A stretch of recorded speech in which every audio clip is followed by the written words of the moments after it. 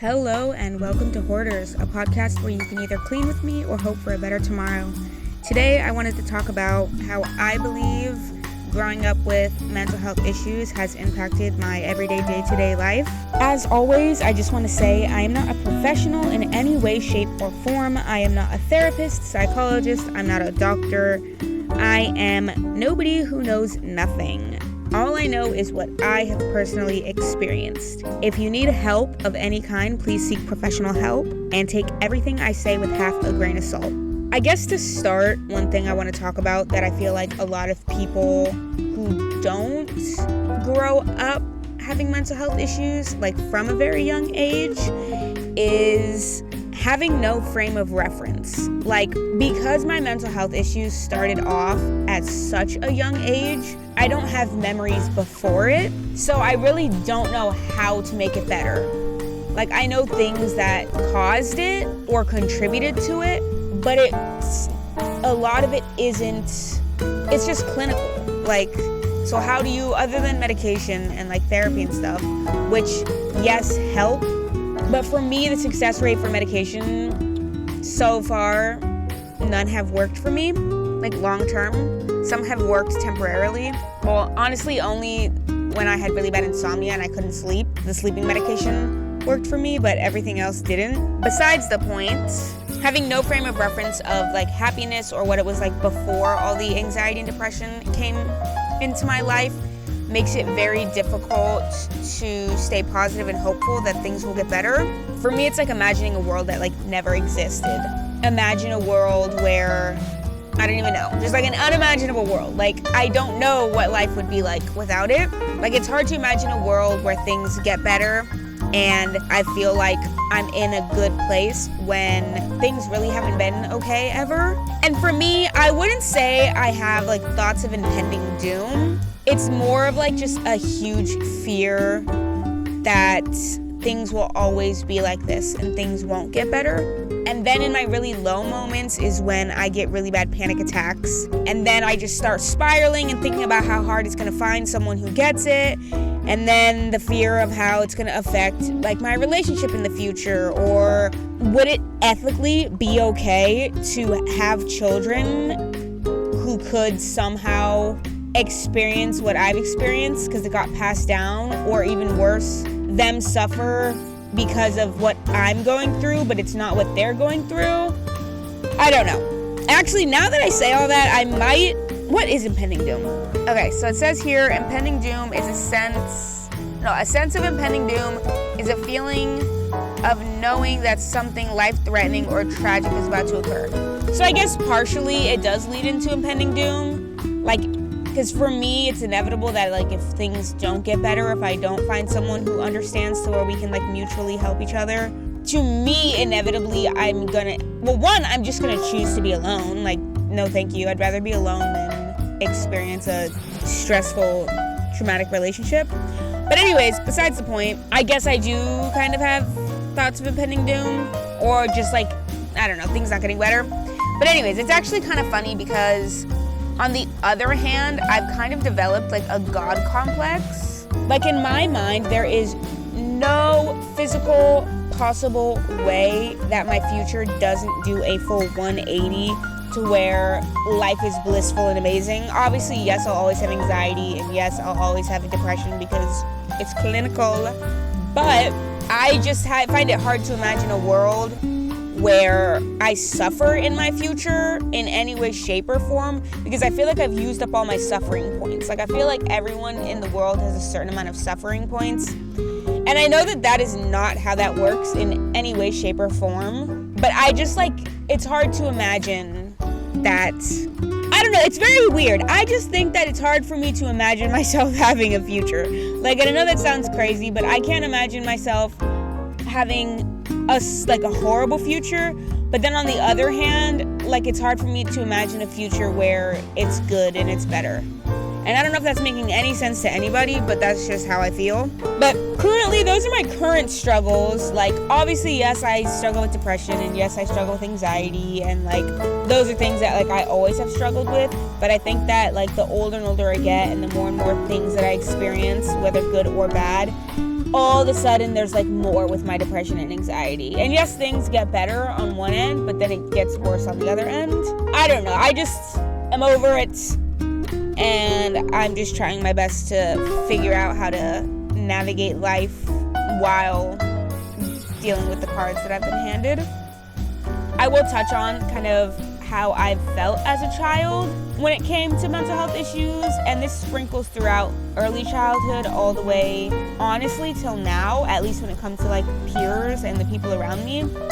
I think one huge struggle is explaining how I feel to people. One, as a child, you're taught like happiness, sadness, you're mad, you're angry, but I feel like kids who experience mental health issues, one, it's like anxiety is not an emotion you're taught, and it's not just like fear. Like anxiety is like its own beast. Like it's honestly, I wouldn't wish that on anybody. For me, explaining to people how I'm feeling is extremely hard, or why certain situations making me feel a certain way, or why I feel a certain way about a situation, if that made any sense. There have been very few people who I literally don't even have to make sense, but they just get it because they get it. And that's probably what this entire podcast is. The few people that actually are enjoying the podcast are probably people who are like, oh yeah, no, that's exactly how I feel, even though I'm not making any sense and I'm just rambling. It's already hard enough communicating as a child. I feel like your vocabulary is so limited, and it's just hard. But that's a huge thing. That's a struggle with, for me at least, growing up with mental health issues. Another thing is, honestly, like, not to like be like kind of pick me, but like, I don't know if this is pick me behavior, but I think that when people don't understand something, they lose their compassion. And growing up with mental health issues, it almost makes you feel like you don't matter, because you're trying to explain how you feel, and like the other person doesn't get it and is almost dismissing you because it's too hard to understand, or it's not even that it's too hard to understand. Again, it's going back to the whole, like, you can't imagine something you've never even experienced. It's the same thing as being like, oh, imagine what it would feel like to get shot in the leg. Like, I literally cannot.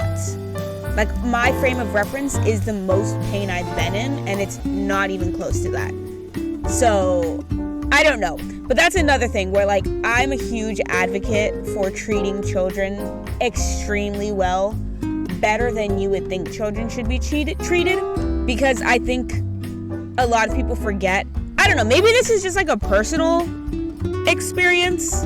Even though I work with children and like I see it every day, just the struggle of communicating or like not understanding why you feel a certain way. And I think for me, my biggest thing, like, children and adults as equal, like, you don't need to know how you're feeling for me to understand that you're upset or you're mad. I don't need to agree with the reasons why you're upset or mad, but you're still upset or mad.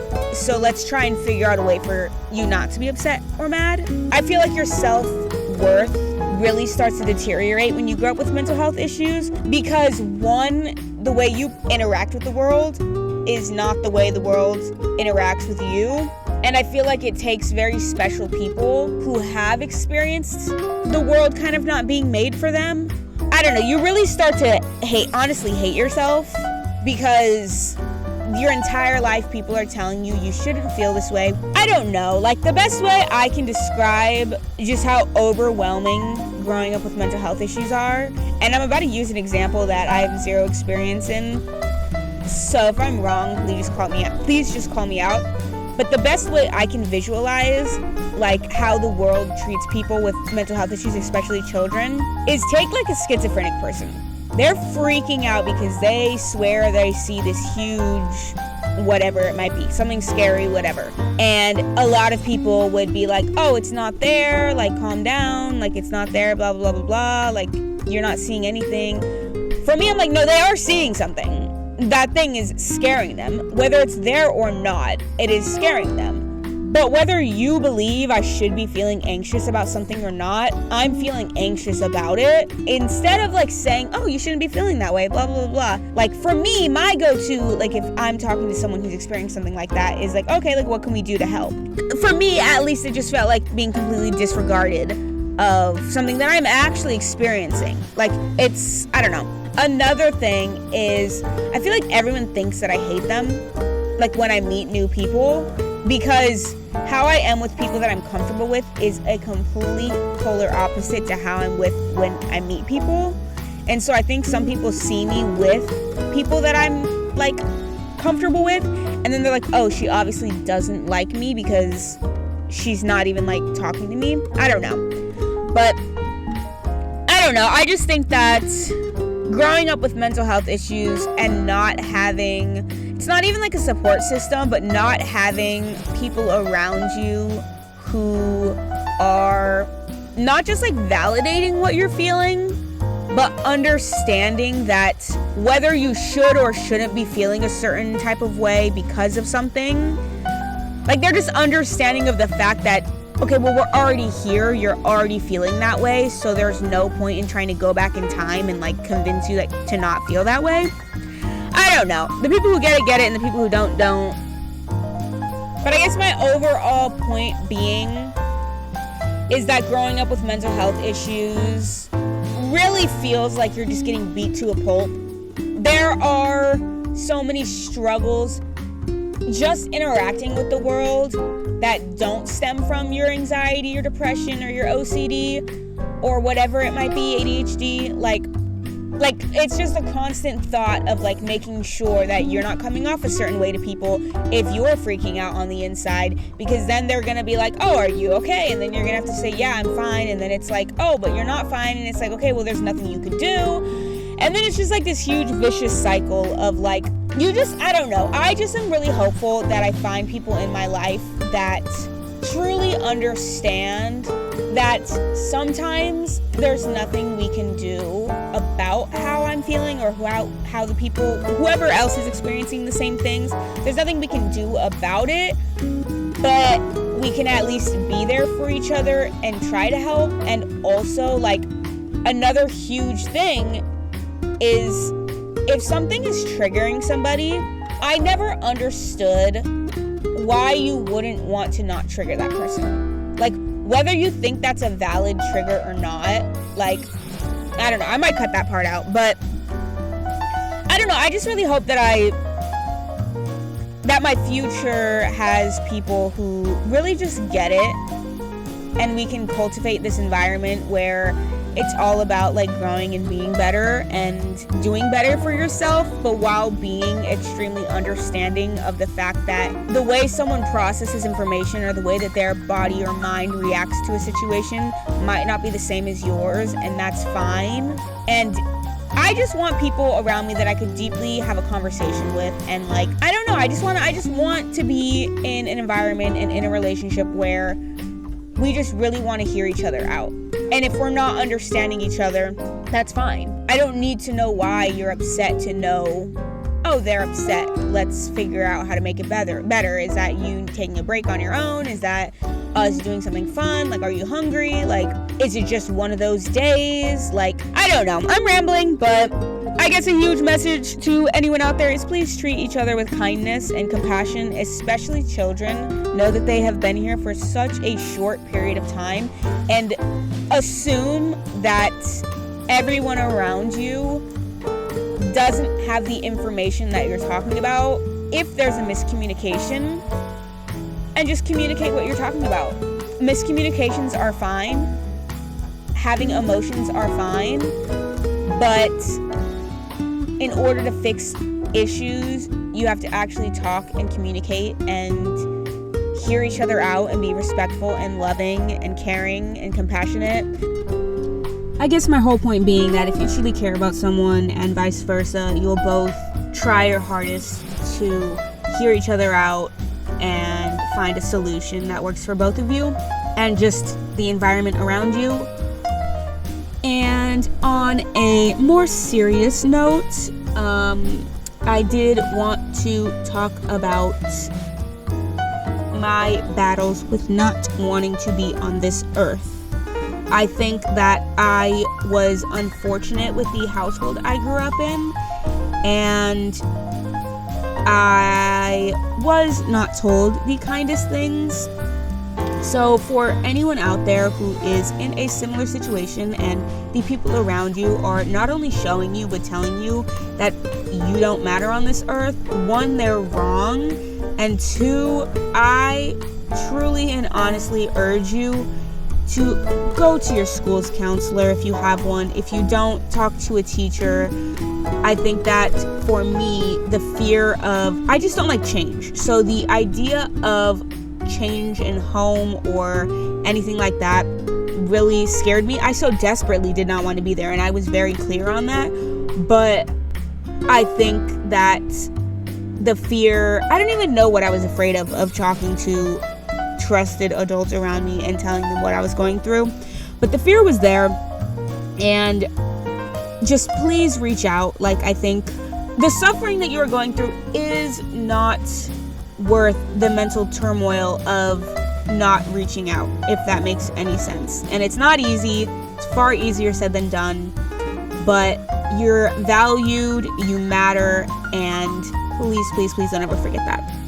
But to wrap things up, I just want to remind everyone to never forget, you know how you're meant to be treated, you know how you're meant to be spoke to, you know how you're meant to be touched. Don't let anyone disrespect you in any way, shape, or form.